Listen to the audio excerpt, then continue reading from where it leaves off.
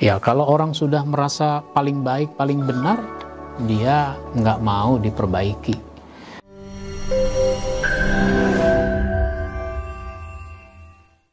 Assalamualaikum warahmatullahi wabarakatuh. Alhamdulillahi rabbil alamin, alladzi an'amana bi ni'matil iman wal islam. Asyhadu an la ilaha illallah wahdahu la syarikalah wa asyhadu anna Muhammadan abduhu wa rasuluh sayyidul anam. Amma ba'd. Saudaraku kaum muslimin yang dimuliakan Allah Subhanahu wa ta'ala, ketika Allah tidak suka pada sesuatu, maka sesuatu itu ada banyak dampak negatifnya. Kalau kita tidak dibolehkan berlaku sombong, maka kalau kita sombong, dampak negatifnya banyak. Maka pada kesempatan ini kita ingin membahas ada 5 dampak negatif bahaya dari sifat sombong. Apa itu bahayanya? Yang pertama adalah merasa menjadi orang yang paling baik dan paling benar.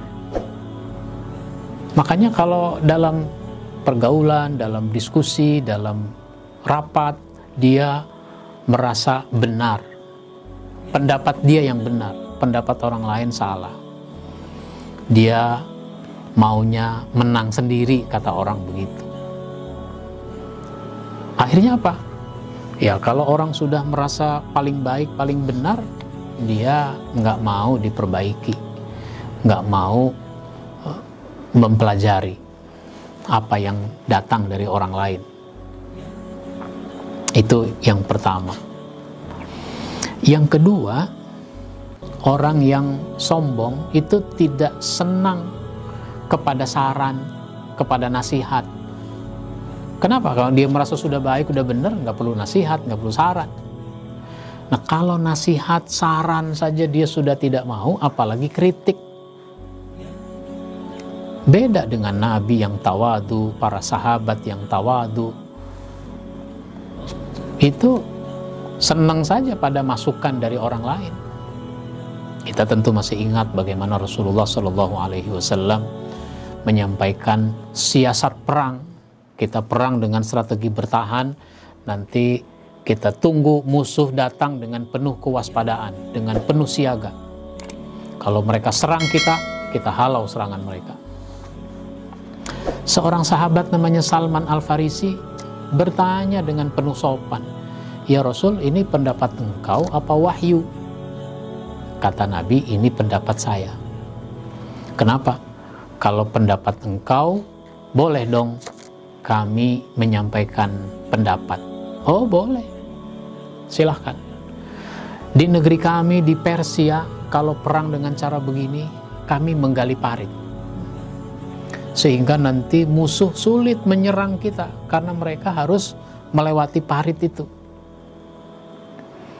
Nanti kalau mereka berhasil melewati parit, baru kita pukul mundur, kita serang. Majunya mereka udah sulit, apalagi mundurnya.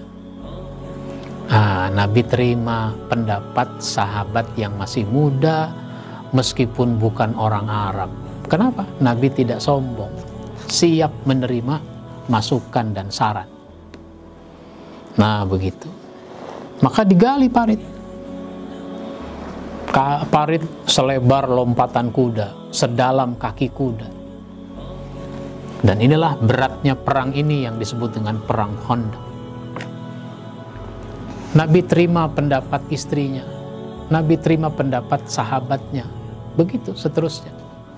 Umar bin Khattab yang gagah perkasa jadi khalifah. Waktu itu dia mengeluarkan kebijakan. Kata dia apa? Karena waktu itu ada tren orang kalau mau menikah harus mengeluarkan mas kawin dengan harga yang mahal. Umar kasihan pada pemuda yang tidak mampu. Maka kata Umar, mulai sekarang tidak boleh ada laki-laki kalau membayar mas kawin dengan harga yang mahal, yang murah-murah saja. Seorang wanita tua namanya Sofia, "Wahai Khalifah Umar, kami para wanita tidak pernah menuntut kepada laki-laki agar membayar mas kawin dengan harga yang mahal. Tapi kalau dia mau, dia mampu, kenapa harus dihalang-halangi dengan aturan ini? Maka Umar menyadari kesalahannya. Umar salah, ibu ini benar. Maka kita kembali kepada aturan semula. Oh begitu pemimpin, kalau emang salah, akui salah. Sebab apa? Kalau salah nggak mau diakui, nggak ada kejujuran, itu akibatnya apa? Mempersulit dirinya sendiri. Mempersulit bagaimana? Karena dia harus mencari alibi, biar supaya kesalahannya tidak dianggap salah. Kalau bahasa sekarang, dipermainkanlah itu pasal-pasal untuk membenarkan apa yang dia lakukan. Yang ketiga, orang sombong itu bahayanya, dia tidak suka terhadap kemajuan yang dicapai oleh orang lain. Nah, itu begitu. Saya sombong karena punya mobil misalnya. Saya sombong karena rumah saya besar misalnya. Terus ada tetangga memperbesar rumah. Dia renovasi rumah. Rumah saya 1 lantai, dia 2 lantai misalnya. Kamarnya banyak. Bagus. Nah, saya nggak suka dengan pencapaian tetangga saya itu.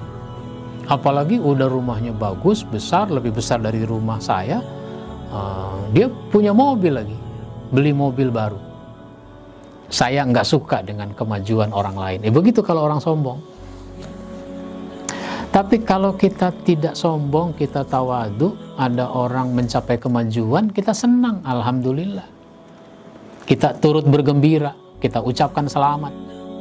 Tapi kalau orang sombong, mana ada mengucap selamat. Sekalipun dia mengucap selamat, itu formalitas. Mengucap selamat tapi mukanya manyun, kata orang begitu. Mengucap selamat tapi cemberut. Nggak suka dengan kemajuan yang dicapai oleh orang lain. Nah, yang lebih bahaya lagi, yang keempat, menolak kebenaran. Meskipun dia meyakini, dia tahu bahwa ini benar. Nah, itu orang-orang kafir Quraisy, orang-orang Yahudi, orang-orang Nasrani, bukannya nggak tahu kalau ajaran yang dibawa oleh Nabi Muhammad itu benar adanya. Bukannya mereka nggak tahu, mereka tahu.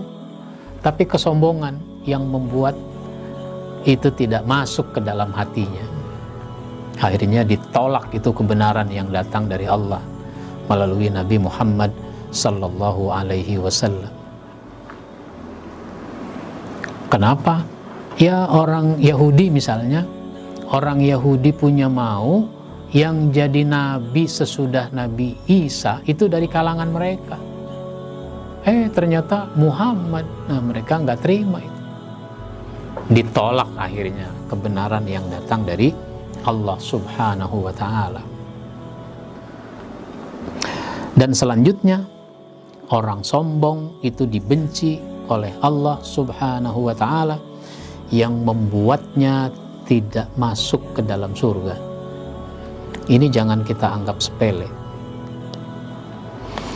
Di dalam hadis riwayat Ahmad, Rasulullah Shallallahu Alaihi Wasallam bersabda, "Man ta'azoma fi nafsihi wahtala fi misyatihi laqiyallahu wa huwa alaihi ghadban." Barang siapa membanggakan dirinya sendiri, bangga dengan dirinya sendiri, dan berjalan dengan angkuh, berjalan dengan penuh kesombongan, dia akan menghadap Allah dan Allah murka kepadanya. Allah murka kepadanya. Allah benci kepadanya. Karena Allah nggak mungkin senang sama orang sombong. Maka karena Allah murka, itu disebutkan dalam hadis Nabi, riwayat Muslim, la yadkhulul jannata man kana fi qalbihi misqalu zarratin min kibrin. Tidak masuk surga orang yang di dalam hatinya ada kesombongan meskipun seberat zarrah, meskipun sangat kecil, meskipun sedikit, Jadi kita jangan dianggap remeh ini soal kesombongan. Kenapa? Karena itu menghambat orang untuk bisa masuk ke dalam surga. Nggak tenang kalau kita sombong dalam hidup ini. Karena kalau kita sombong, kita gelisah dengan pencapaian yang diraih oleh orang lain.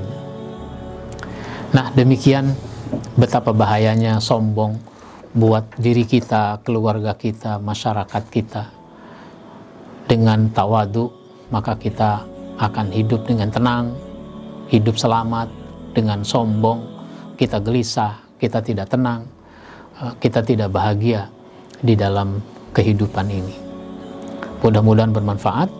Wabillahi taufiq wal hidayah. Wassalamualaikum warahmatullahi wabarakatuh.